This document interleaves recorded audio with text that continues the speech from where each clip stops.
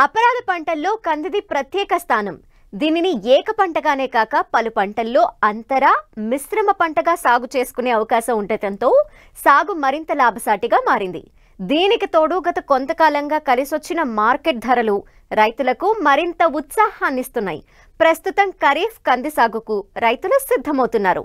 అయితే ఆయా ప్రాంతాలకు అనువైన రకాలను ఎంచుకొని సాగులో మేలైన యాజమాన్య పద్ధతులు చేపడితే అధిక దిగుబడులు పొందవచ్చని తెలియజేస్తున్నారు పాలెం ప్రాంతీయ వ్యవసాయ పరిశోధనా స్థానం శాస్త్రవేత్త ఈశ్వర్ రెడ్డి.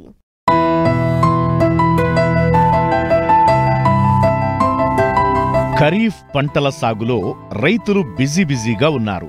అక్కడక్కడా కురుస్తున్న తేలికపాటి వర్షాలకు మెట్ట పంటలను విత్తుతున్నారు. ముఖ్యంగా ఖరీఫ్ కంది జూన్ 15 నుంచి జూలై వరకు విత్తుకోవచ్చు. వర్షాలు ఆలస్యమైన ఆగస్టు చివరి వరకు కూడా విత్తుకోవచ్చని శాస్త్రవేత్తలు సూచిస్తున్నారు.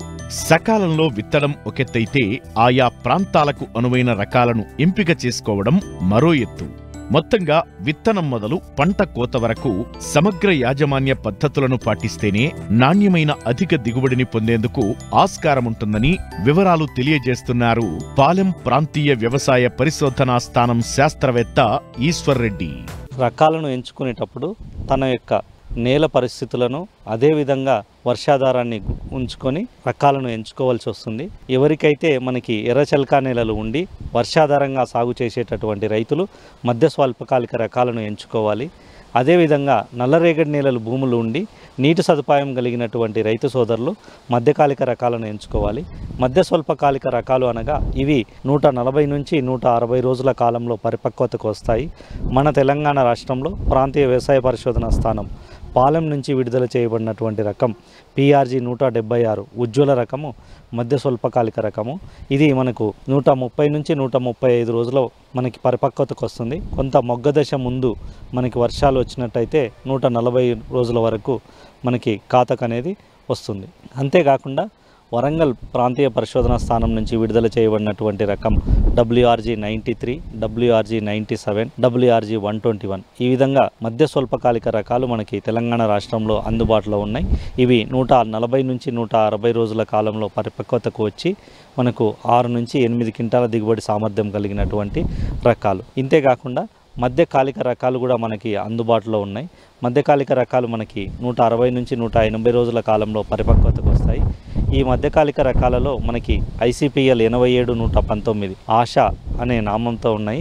ఈ రకం మనకి నిటారుగా పెరిగి గుబారుగా మనకి కొమ్మలు వస్తాయి. ఇది మనకి 6 నుంచి 8 క్వింటాల దిగుబడి మనకి వస్తుంది. ఇది ఎండు తెగులను తట్టుకుంటుంది, అదేవిధంగా వెర్రు తెగులను కూడా తట్టుకుంటుంది.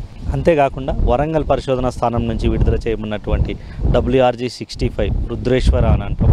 ఇది కూడా మనకి మధ్యకాలిక రకము. 160 నుంచి 180 రోజుల కాలం కలిగినటువంటిది. 6 నుంచి 8 క్వింటాల దిగుబడి వస్తుంది. ఈ ఎండు తెగులను కొంతవరకు తట్టుకుంటుంది. అదేవిధంగా తాండూరు పరిశోధనా స్థానం నుంచి విడుదల చేయబడినటువంటి TDRG 4 హనుమ అనేటటువంటి రకము. ఇది 160 నుంచి 180 రోజుల పంట కాలము. 7 నుంచి 8 క్వింటాల దిగుబడిని ఉంటుంది. ఎండు తెగులను కొంతవరకు తట్టుకుంటుంది. అదేవిధంగా తాండూరు పరిశోధనా స్థానం నుంచి రీసెంట్గా 2021లో విడుదల చేయబడినటువంటి రకం TDRG 59 ఈ తెలంగాణ కంది 3 పేరుతో విడుదల చేయబడినటువంటి రకము. ఇది మనకు 7 నుంచి 8 క్వింటాల దిగుబడి ఇస్తుంది. 170 నుంచి 175 రోజుల కాల పరిమితి కలిగి ఉంటుంది. ఎండు తెగులను ఇది తట్టుకుంటుంది. వీటితో పాటు వరంగల్ పరిశోధన స్థానం నుంచి విడుదల చేయబడినటువంటి WRG 255 అనేటటువంటి మధ్యకాలిక రకము. ఇది కూడా 170 రోజుల పంట కాలం కలిగినటువంటిది. 8 నుంచి 8.8 క్వింటాల దిగుబడి సరాసరి ఆశిస్తున్నది. ఇది ఎండు తెగులను తట్టుకుంటుంది. అంతేకాకుండా అంతర పంటల కోసం ఇది మనకి విడుదల చేయబడినటువంటి రకం. పత్తితో కానీ వివిధ పంటలతో మనం అంతర పంటల సాగులో ఈ WRG 255ని మనం సాగు చేసుకోవచ్చు. కంది పంటను సాగు చేసే రైతులు భూసారాన్ని అనుసరించి సాళ్ల మధ్య దూరం, మొక్కల మధ్య దూరం పాటించాల్సి ఉంటుంది. అంతేకాదు తొలి దశలో వచ్చే తెగుళ్ల నుండి పంటను కాపాడుకోవాలంటే తప్పకుండా విత్తన శుద్ధి చేయాల్సి ఉంటుంది. సమయానికి అనుకూలంగా ఎరువుల యాజమాన్యం పాటించినట్లయితే నాణ్యమైన అధిక దిగుబడిని పొందేందుకు ఆస్కారముంటుంది. విత్తేటప్పుడు మనకి కల్టివేటర్తో ఒకసారి దున్నుకున్న తర్వాత అదేవిధంగా రొటవేటర్తో కానీ గొర్రుతో కానీ మనకి 2 సార్లు చదును చేసుకున్న తర్వాత మనం సాళ్ళల్లో కానీ అలాగే సీడ్ డ్రిల్ కమ్ ఫర్టిలైజర్ సాళ్ళ పద్ధతిలో ఈ విధంగా విత్తుకోవచ్చు. అదేవిధంగా అచ్చు పద్ధతిలో మనం అచ్చులు చేసుకున్నప్పుడు బోధ మీద విత్తులు విత్తుకుంటే మనకి మంచి దిగుబడులు వస్తాయి. అచ్చు పద్ధతిలోనే సాలుకు మధ్య దూరము, అదేవిధంగా సాళ్ళల్లో మొక్కకు మధ్య దూరం సమంగా 90 సెంటీమీటర్లు ఉంచుకున్నట్లయితే ఇరుపక్కల అంతర్కృషి చేసి అధిక దిగుబడులు ఆశించడానికి అవకాశం ఉంటుంది. విత్తే దూరం గమనించినట్లయితే ఎర్రచలక నేలలో అయితే మనకి 90 సెంటీమీటర్లు కానీ 120 సెంటీమీటర్లు కానీ సాలుకు మధ్య ఉంచుకోవాలి. అదేవిధంగా నల్లరేగడి నేలలు అయితే సాలుకు 150 సెంటీమీటర్ల నుంచి 180 సెంటీమీటర్ల వరకు ఉంచుకోవచ్చు. మొక్కకు మధ్య మాత్రం 20 సెంటీమీటర్లు ఉంచుకోవాలి. అంతకంటే తక్కువ ఉన్నట్లయితే మొక్కకు పోటీ పెరిగి వాటి మధ్యలోనే మనకి దిగుబడులు తగ్గడానికి అవకాశం ఉంటుంది. ఈ విధంగా మనం రైతు సోదరులు సుమారుగా ఎకరాకు విత్తన మోతాదు మనం గమనించినట్టయితే 2 నుంచి 3 కిలోలు వానాకాలంలో సాగు చేయడానికి విత్తన మోతాదు సరిపోతుంది. యాసంగిలో సాగు చేసినట్టయితే సుమారుగా 6 నుంచి 8 కిలోలు ఒక ఎకరానికి అవసరమవుతుంది. ఈ విధంగా విత్తుకున్నప్పుడు మొక్కల సాంద్రత మనకి వానాకాలంలో ఎర్రరేగడి నెలలో గమనించినట్లయితే మనకి 11 నుంచి 13 వేలు, అదే 16 నుంచి 22 వేలు. ఈ విధంగా మనకి సాలు మధ్య దూరం బట్టి మనకి మొక్కల సాంద్రత అనేది ఆధారపడి ఉంటుంది. అంతేకాకుండా విత్తన శుద్ధి కూడా మనకి ప్రతి పంటలో మనం చేసుకోవాలి. అదేవిధంగా కందిలో కూడా విత్తన శుద్ధి చేసుకున్నట్లయితే తొలి దశలో ఆశించేటటువంటి చీడపీడల నుంచి మనం ఇవి తట్టుకోగలవు.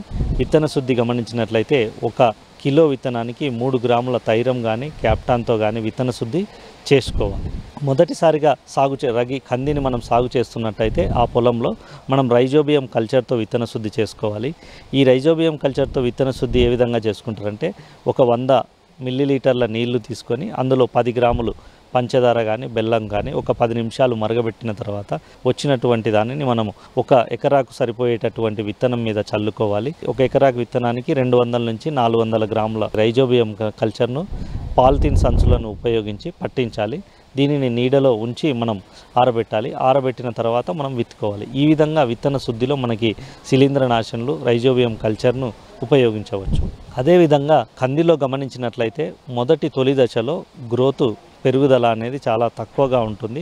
అంతేకాకుండా పోషకాల యొక్క ఆవశ్యకత కంది తొలి దశలో ఎక్కువగా ఉంటుంది. వీటిని మనం దృష్టిలో ఉంచుకొని కందికి 8 కిలోల నత్రజని ఎరువు, 20 కిలోల భాస్వరం ఎరువు చివరి దుక్కిలో కానీ విత్తేటప్పుడు కానీ సాలల్లో కానీ వేసుకోవాలి. 8 కిలోల నత్రజని, 20 కిలోల భాస్వరం అనగా 18 కిలోల యూరియా, 125 కిలోల సింగిల్ సూపర్ ఫాస్ఫేట్ వేసుకోవాలి, లేదా 50 కిలోల డిఏపి వేసుకోవాలి. ఈ విధంగా వేసుకున్నట్లయితే మనకి తొలి దశలో ఉండేటటువంటి గ్రోత్ మంచిగా ఉంటుంది. అంతేకాకుండా విత్తినటువంటి 24 నుంచి 48 గంటల లోపు పెండిమిథలిన్ అనేటటువంటి ప్రీ ఎమర్జెంట్ హెర్బిసైడ్ అని అంట మొలకెత్తక ముందు మనము 1.3 లీటర్ల నుంచి 1.6 లీటర్లు 1 ఎకరానికి మనం పిచికారి చేసుకున్నట్టయితే ప్రీ ఎమర్జెంట్ హెర్బిసైడ్ ఉండి కలుపు నియంత్రించుకొని మంచి దిగుబడులు రావడానికి అవకాశం ఉంటుంది. ఖరీఫ్లో దీర్ఘకాలిక రకాలను వెయ్యకూడదు. మధ్య స్వల్పకాలిక రకాలనే సాగు చేయడం వల్ల పంట చివర్లో బెట్ట పరిస్థితులు ఏర్పడకముందే పంట చేతికి వస్తుంది. కాబట్టి శాస్త్రవేత్తలు సిఫార్సు చేసిన రకాలను మాత్రమే రైతులు ఎన్నుకుని సాగు చేసినట్లయితే మంచి దిగుబడిని సాధించడానికి అవకాశం ఉంటుంది.